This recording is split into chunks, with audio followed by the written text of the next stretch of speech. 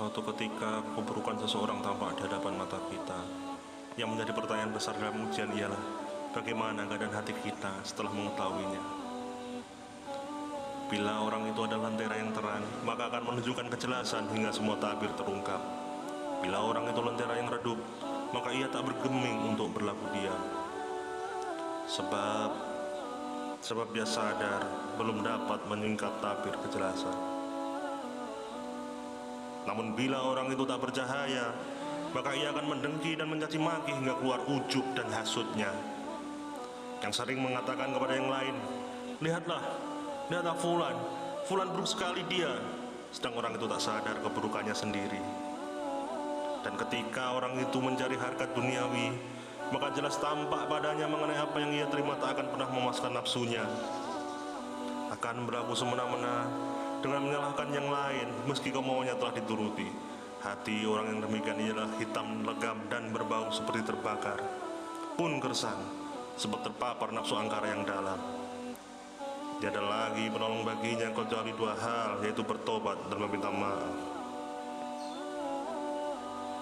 Dalam suatu perjalanan rohani saya pernah melihat cermin. Di dalamnya nampak diriku, tetapi ada lagi yang bukan diriku, tapi itu adalah aku.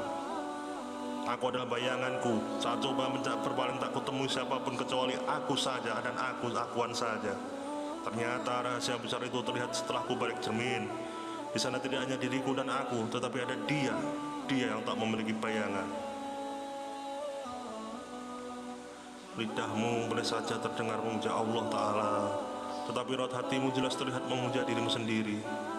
Nyahlah manusia yang hendak menipu Allah, sedang ia tak sadar menelah menipu dirinya sendiri. Na'udzubillahi min dzalik. Madu jangan ditenggak langsung dari sarang atau cawan penyimpanannya, tapi minumlah sedikit demi sedikit bersuru-suru atau menyaburnya dengan air, maka tak akan susah untuk mencernanya.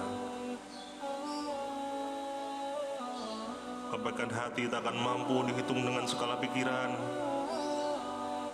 karena semua dilakukan atas dasar ketulusan. Apakah sama seseorang yang mengalami berbagai macam cobaan dengan yang tidak? Meskipun kedudukan dunianya akan disamakan, maka hanya Allah yang lebih tahu siapa yang lebih berarti ketimbang dunia dan seisinya. Jubah yang kamu dapat itu pemberian. Kebesaran yang kamu terima itu hanyalah amanah. Ilmu yang kamu peroleh sekedar titipan, dan harta yang kamu punya sekedar pemanisan. Semua yang kamu dapat bukan atas jerih payah itu, kelak akan diuji dan dikembalikan pada Allah, pada yang berhak dan kuasa. Menyadari sejak awal adalah hal yang lebih bijaksana dalam menempatkan diri, sehingga tidak merugi kelak di hari nanti. Berpeganglah atas amanah yang kau terima, tetapi lihatlah juga sisi kemaslahatannya. Rasulullah SAW tidak berdakwah dengan merusak segala, sebab beliau adalah Rasul pewaris akhlakul karimah.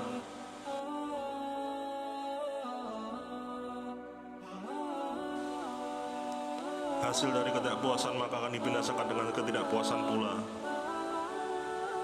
Andainya engkau mengeraja dalam tasawuf adalah mudah, maka sudah terbalik arah kiblat Ka'bah kepada dirimu. Seorang yang memiliki kemapanan rohani akan menempatkan jasadnya pada tempat yang semestinya pula. Dimanapun dia berada, akan senantiasa merasa diawasi Allah dan takdim kepada gurunya, baik di belakang maupun di hadapan guru mursyidnya, sebab bagi guru mursyid tiada hijab murid baginya. Apa yang dilakukan murid telah diketahuinya, karena akan berlaku kebenaran hakiki yang ditunjukkan Allah Subhanahu wa Ta'ala. Seorang guru akan berusaha menuruti apa kemauan muridnya dengan harapan murid dapat menyelesaikan ujiannya. Begitulah salah satu cara beliau menggembleng murid-muridnya.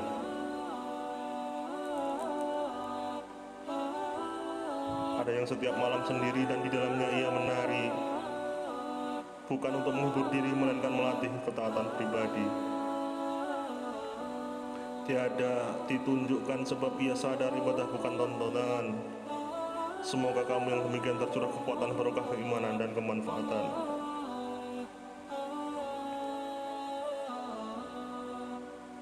Yang melukis luka dan bahagia adalah diri kita sendiri, tetapi Allah kuasa pula terhadapnya, dan juga Allah pula yang berkuasa menautkan makna di dalamnya.